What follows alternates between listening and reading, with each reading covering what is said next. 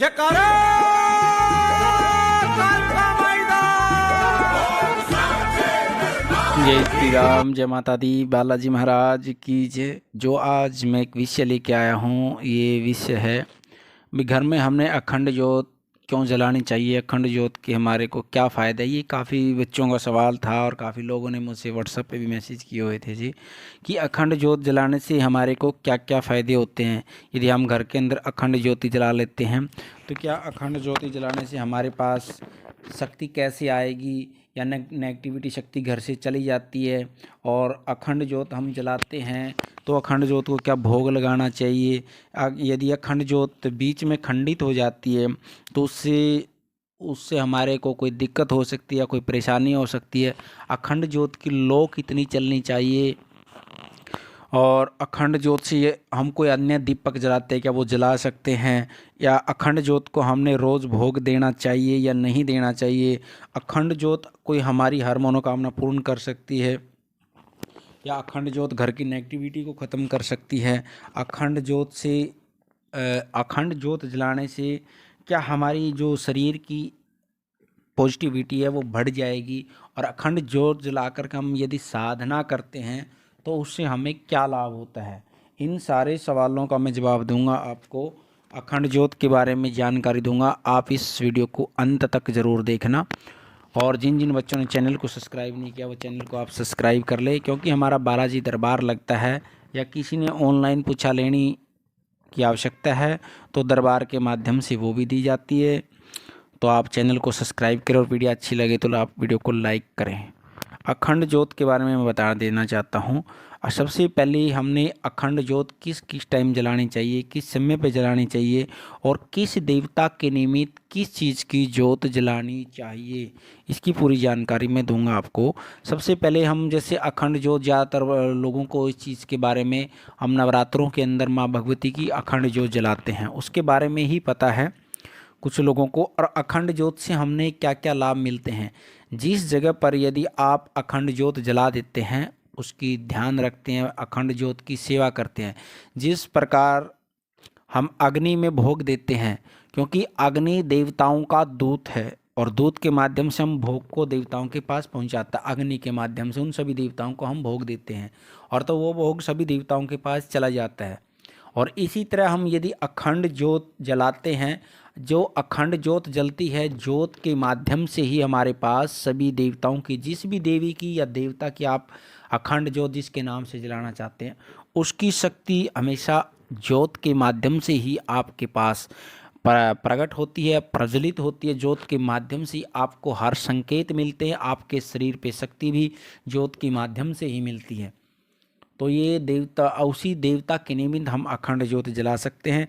जैसे माँ भगवती की नवरात्रों में अखंड ज्योत हम 9 दिन की जलाते हैं। कई बार बच्चे क्या ना ध्यान नहीं रखते, उस चीज़ को बीच में खंडित हो जाती है। तो इसलिए कुछ हम साधना के बारे में, कुछ बच्चों ने पूछा था मेरे से कि साधना के लिए हम अखंड ज्योत जला सकते हैं क्या।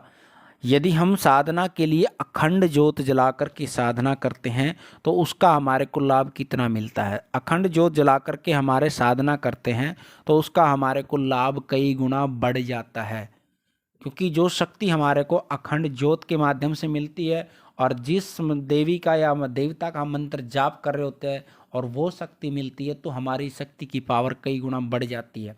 और जहाँ पर अखंड ज्योत का प्रभाव रहता है जितने एरिया के अंदर में, वहाँ पे सारी नेगेटिविटी ख़त्म हो जाती है। और अखंड ज्योत जलाने के बाद हमने अखंड ज्योत की लो इतनी रखनी चाहिए कि उस लो के अंदर सारी एक्टिविटी दिखाई दे। बिल्कुल कई लोग क्या करते हैं, अखंड ज्योत को बिल्कुल ही एक मंधम कर देंगे, बिल्कुल ही कम कर देंगे, जो एक जलने में दिखाई भी नहीं देती। इतनी नहीं रखनी है हमने, अखंड ज्योत की लो थोड़ी सी ऊपर रखनी है ताकि वो जलते हुए ऐसे जिस तरह मुस्कुराता हुआ चेहरा दिखता है ना, जल ज्योत को ऐसे चमकती हुई दिखे दूर से, अखंड ज्योत जल रही है तो उसके माध्यम से हमारे को जितना जगह हमारे घर के अंदर प्रकाश होता है और उससे हमारे को कई गुना शक्ति बढ़ जाती है। और आगे क्या है, यदि आप हर रोज़ अखंड ज्योत के ऊपर से दूसरी सावधानियां क्या क्या बरतनी हैं। एक तो अखंड ज्योत खंडित नहीं होनी चाहिए, उसका विशेष रूप से ध्यान रखें। यदि एक आधी बार कोई खंडित भी हो जाती है तो मन में उस चीज़ का एक विचार बार बार नहीं लेके आना चाहिए उस भगवती से यही प्रार्थना, क्योंकि जब तक हमारी मन की श्रद्धा रहेगी, जितनी भाव रहेगा, तो कभी भी खंडित नहीं हो सकती अखंड ज्योत। और दूसरा, अखंड ज्योत के ऊपर से कभी भी ज्योत नहीं लेनी चाहिए, वो अखंडित हो जाती है। क्योंकि जब हम अखंड चला रहे हैं ना, उसके ऊपर से कोई लोग क्या करते हैं, जैसे हम आरती लेते हैं दीपक के ऊपर से, तो कुछ लोग क्या करते हैं ना, मैंने मंदिर में भी देखा है, कई जगह मंदिरों के अंदर चले जाते हैं, पुजारी उनको हटाने का काम नहीं करते, क्योंकि वो अखंडित हो जाती है ज्योत।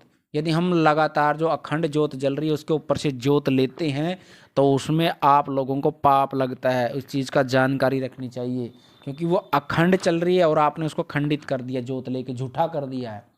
तो अखंड ज्योत से कभी भी ज्योत नहीं लेनी चाहिए। आरती की तरह जब हम लेते हैं ना, वो कभी नहीं लेनी चाहिए, वो खंडित हो जाती है। और तीसरा क्या है, यदि हम अखंड ज्योत जला रहे हैं तो उसकी नियमित भोग अवश्य रखें, एक दोने में डाल के अखंड दीपक के नाम का। क्योंकि अखंड ज्योत किसी रखते हैं, माँ ज्वाला के नाम की रखते हैं, माँ ज्वाला के नाम की ज्योत रखी जाती है। और जो ज्वाला के माध्यम से, ज्वाला किसको बोलते हैं, जो जलती हुई ज्योत है, उसी को हम ज्वाला के रूप में देखते हैं। और देवताओं की शक्ति सारी वहाँ से आह्वान होता है। तो अखंड ज्योत का हमने, यदि लगातार हम अखंड ज्योत जला रहे हैं तो उसके निमित्त भोग लगाना चाहिए। और अखंड ज्योत के निमित्त, जैसे हम देवताओं की आरती कर रहे हैं, तो अखंड ज्योत की भी आरती पूजा अवश्य करनी चाहिए। और आगे क्या है, यदि हम अखंड ज्योत से किस किस प्रकार के लाभ ले सकते हैं, कई बार बच्चे क्या करते हैं, अखंड ज्योत से कौन से चीज़ों के लाभ मिलते हैं। यदि हम घर में अखंड ज्योत लगातार किसी भी देवी या देवता की जला रहे हैं, कुछ बच्चे क्या करते हैं, जैसे तेल की ज्योत की अखंड ज्योत जला देते हैं। तेल की ज्योत की अखंड ज्योत सभी के लिए नहीं जलाई जाती है, और उसके कुछ नियम होते हैं तेल की ज्योत के। घी की ज्योत आप अखंड कहीं भी जला सकते हैं, लेकिन तेल की ज्योत आप सब देवताओं के लिए नहीं जला सकते, उसके नियम होते हैं। यदि बिना नियम के आप अखंड ज्योत जलाओगे, कई बच्चों का जैसे पहले मेरे पास सवाल था वास्तु के हिसाब से, यदि आप बिना देवताओं के, बिना त्यौहार के, बिना किसी के अखंड ज्योत तेल की घर में जलाओगे, तो आपको नुकसान करेगी। वहाँ पे ना प्रेत बाधा होनी शुरू हो जाएगी, बिना किसी कारण से आप जलानी पड़ेगी तेल की ज्योत। घी की ज्योत आप जला सकते हैं घर में, देवताओं के निमित्त भोग देना है देवताओं को अखंड ज्योत जला करके। और यदि हम साधना के निमित्त, साधना करते समय अखंड ज्योत जला करके साधना कर रहे हैं, तो हमारी शक्ति कई गुणी पावरफुल हो जाती है और साक्षात शक्ति का वहाँ विराजमान हो जाती है। तो अखंड ज्योत को जब पूरी हो जाती है, तो हमने उसको बुझाना नहीं चाहिए। जब तक अपने आप नहीं पूरी हो, तब तक उसको बुझाना नहीं चाहिए।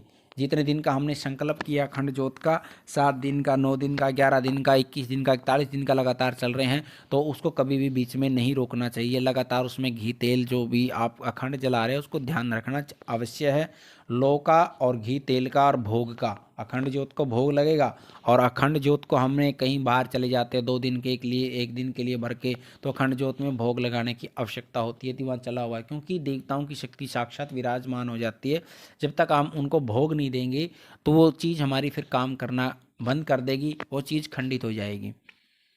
तो अखंड ज्योत से आप किसी भी मनोकामना को पूरी करने के लिए अखंड ज्योत जला सकते हैं घर में, किसी देवी की हो, किसी देवता की हो, जो भी आपको ये लगे कि मैंने उसके निमित्त अखंड ज्योत जलानी है, या पितरों के लिए हो, वो आप जला सकते हैं। अखंड ज्योत से हमारे जीवन में हमेशा पॉजिटिविटी आती है, और जहाँ पर अखंड ज्योत जलेगी वहाँ कभी नेगेटिविटी नहीं रहेगी किसी भी तरह की। तो अन्य कोई जानकारी के लिए आप हमारे चैनल को लाइक करें, सब्सक्राइब करें और वीडियो को लाइक करें। और दरबार लगता है बालाजी दरबार, हमारा कोई दरबार संबंधी जानकारी की आवश्यकता है तो आप चैनल पे कमेंट बॉक्स में या दरबार के व्हाट्सएप नंबर